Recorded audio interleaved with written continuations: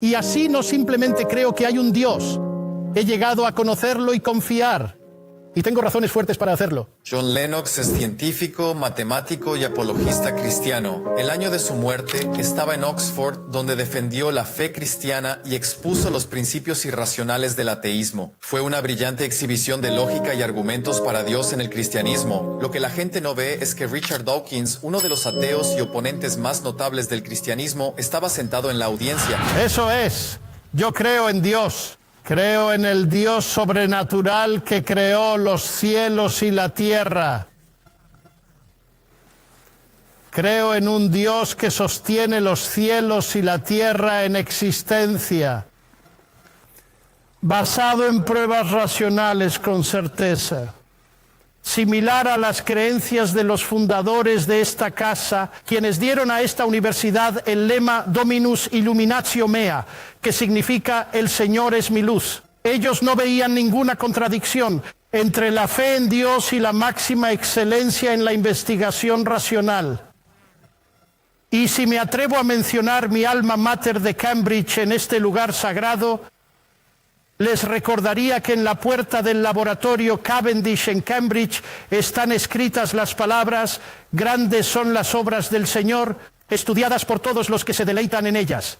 Y al observar el auge de la ciencia en los siglos XVI y XVII, Alfred North Whitehead y muchos otros comentaron que los hombres se volvieron científicos porque esperaban leyes en la naturaleza, y esperaban leyes en la naturaleza porque creían en el dador de leyes. Así que, damas y caballeros, no me avergüenzo de ser tanto científico como cristiano, porque en cierto modo el cristianismo les dio el tema. Lo que me asombra es que pensadores serios hoy en día aún nos piden elegir entre Dios y la ciencia. Eso es como pedir a la gente que elija entre Henry Ford y la ingeniería como explicación del auto.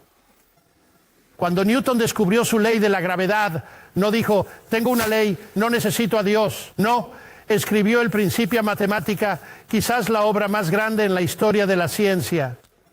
Porque él vio que Dios no es el mismo tipo de explicación que una explicación científica. Dios no compite con eso. La agencia no compite con el mecanismo y la ley establecida. ¿Por qué hay algo en lugar de nada? Alan Sandage, el brillante cosmólogo que se hizo cristiano en sus 50, dijo que Dios es la respuesta a esa pregunta. Pero la gente ahora está tan desesperada por mostrar que el universo se creó a sí mismo de la nada, lo cual me parece un oxímoron. Si digo que X creó Y, estoy asumiendo la existencia de X para explicar la existencia de Y. Si digo que X creó X, estoy asumiendo la existencia de X para explicar la existencia de X. Lo cual muestra que el sinsentido sigue siendo sinsentido, incluso si lo dicen científicos de alto nivel. Me recuerda un poco a G.K. Chesterton, quien dijo que es absurdo quejarse de que es impensable para un Dios impensable. Hacer todo de la nada y luego pretender que es más pensable que la nada se convierta a sí misma en todo. Los cielos declaran la gloria de Dios, dice el antiguo Salmo. Y hemos desentrañado un poco de eso, viendo el ajuste fino de las fuerzas fundamentales de la naturaleza. Es algo que es tan sorprendente para los científicos que exige una explicación. Y me parece que Arno Penzias dio en el clavo. En el clavo. Es el premio Nobel que descubrió el fondo de microondas en el que se basan muchas de las pruebas del Big Bang. Dijo: la astronomía nos lleva a un acontecimiento único, un universo creado de la nada, un universo con un equilibrio muy delicado para ofrecer exactamente las condiciones necesarias para la vida y que tiene un plan subyacente, podríamos decir sobrenatural. Pero quiero llegar a lo que creo que es uno de los argumentos fundamentales para el teísmo. Entiendo que esta casa cree en la razón, por eso estamos todos aquí. Y como científico creo que el universo es racionalmente inteligible. Eso es algo que a algunos genios de la ciencia les ha llamado la atención y que exige una explicación. Einstein dijo que lo único incomprensible del universo es que es comprensible. Y Wigner hablaba de la irracional eficacia de las matemáticas. ¿Cómo es posible que una matemática que piensa en su cabeza aquí dentro pueda llegar a ecuaciones que parecen encajar con el universo de ahí fuera? Bueno, ¿cómo es en realidad? Porque la ironía de la posición atea aquí es evidente. Mis amigos ateos, y tengo muchos de ellos, me dicen que la fuerza motriz de la evolución que finalmente produjo nuestras facultades cognitivas humanas, la razón incluida, no se preocupaba principalmente por la verdad en absoluto, sino por la supervivencia.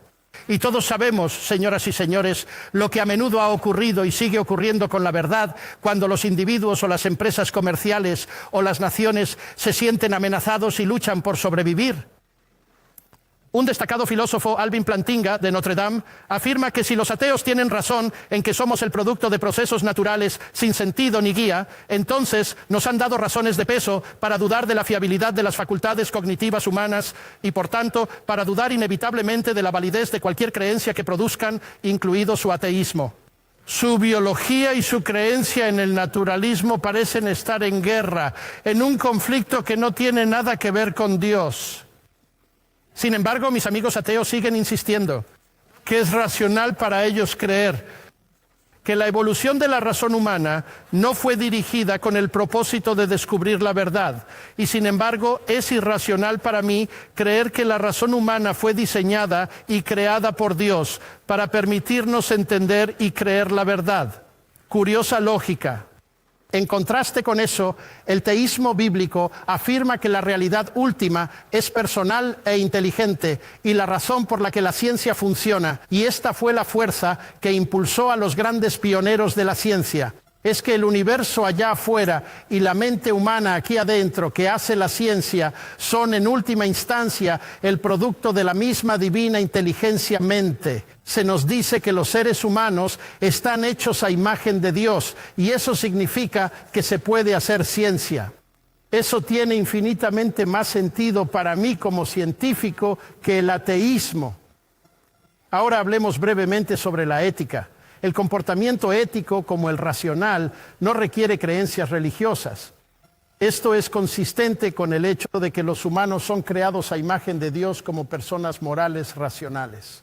Pero así como sugiero que la racionalidad no puede explicarse sin la existencia de Dios, me atrevo a sugerir que la existencia de la moralidad tampoco puede explicarse. Así como la ciencia moderna surgió de fuentes judeocristianas, también lo hizo el concepto de igualdad humana. Escucha al ateo Jürgen Habermas, uno de los principales intelectuales de Alemania. Dijo que el igualitarismo universalista, del cual surgieron los ideales de libertad y una vida colectiva y solidaridad, la moralidad individual de la conciencia, los derechos humanos y la democracia, son el legado directo de la ética judía de la justicia y la ética cristiana del amor.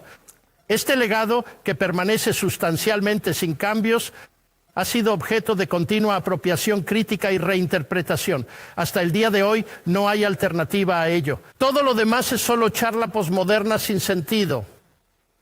Y me parece que está tocando el núcleo de algo importante, porque el valor de un ser humano en el que se basa tal igualitarismo no se basa en lo que el ser humano puede hacer, sino en lo que está hecho o cómo está hecha a imagen y semejanza de Dios.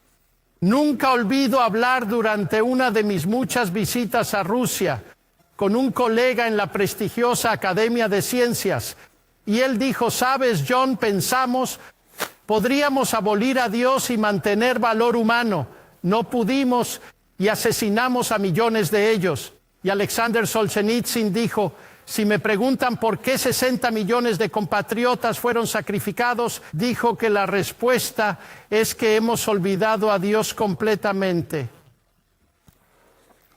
La ciencia, maravillosa como es, está limitada.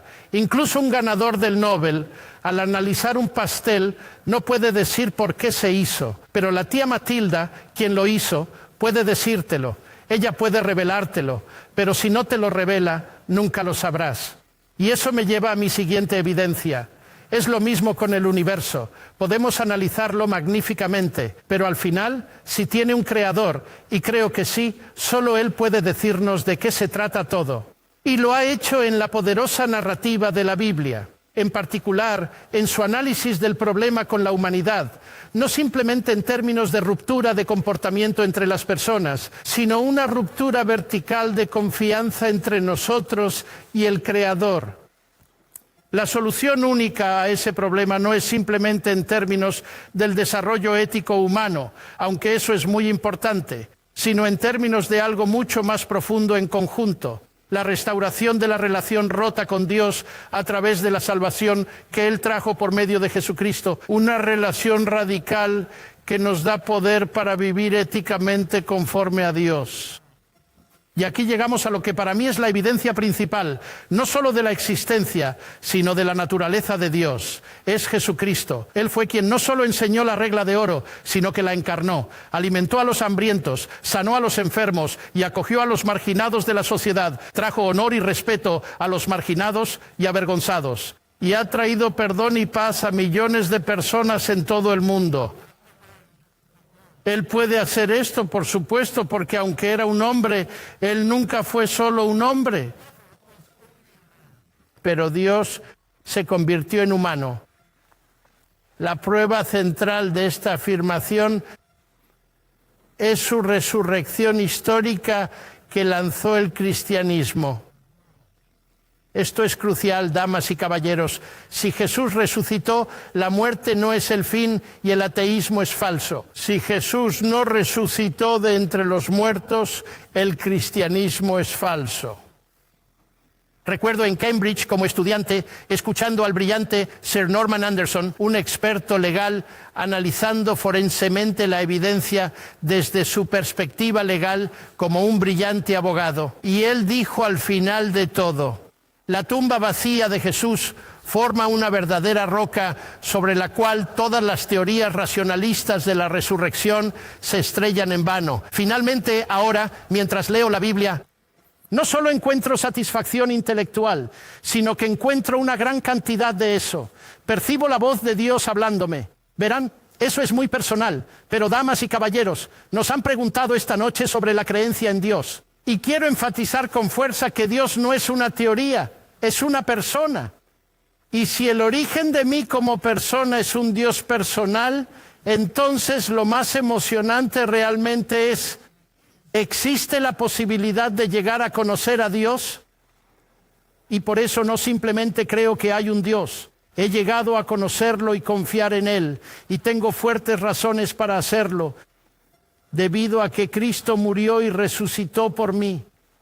Y eso ha generado en mí un sentido de perdón, aceptación y paz completamente inmerecidos, que me ha permitido enfrentar el lado feo de mi naturaleza y con la ayuda de Dios hacer algo.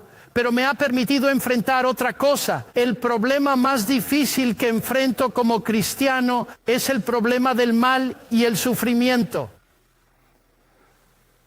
Mi sobrina teniendo un tumor a los 22 que la mata. ¿Qué le digo a mi hermana? Y este es el problema más difícil que enfrentamos. Pero me parece que el ateísmo aquí no tiene respuesta, porque por definición el ateísmo cree que la muerte humana es el fin. Así que no hay esperanza última. Pero ven, damas y caballeros, podríamos quedarnos aquí hasta medianoche y más, discutiendo como se ha hecho en esta universidad por siglos. ¿Qué debería, podría, haría, podría, si no, posiblemente podría, solo, no podría haber hecho un buen Dios? No llegaremos a ninguna parte. Así que me parece que hay otra pregunta que podemos hacernos y es la siguiente. Es cierto que la vida nos presenta una doble imagen. Vemos algunas cosas hermosas, vemos algunos bordes irregulares, vemos dolor y alegría. ¿Cómo podemos aceptarlo? Y me parece que aquí no hay una respuesta simplista, sino una ventana a una respuesta, y es esta. Si es verdad que Jesús es, como yo creo, el Hijo de Dios, entonces podemos preguntarnos qué hace Dios en una cruz. Y la respuesta viene por lo menos. Dios no ha permanecido distante de nuestro sufrimiento humano, sino que se ha convertido en parte de él. Y la otra cara de la moneda es esta, porque Jesús resucitó de entre los muertos. Él va a ser el juez final. He aquí una ironía, porque el ateísmo no tiene ninguna esperanza última de justicia por definición. La gran mayoría de las personas en la historia del mundo han muerto sin justicia y morirán sin justicia.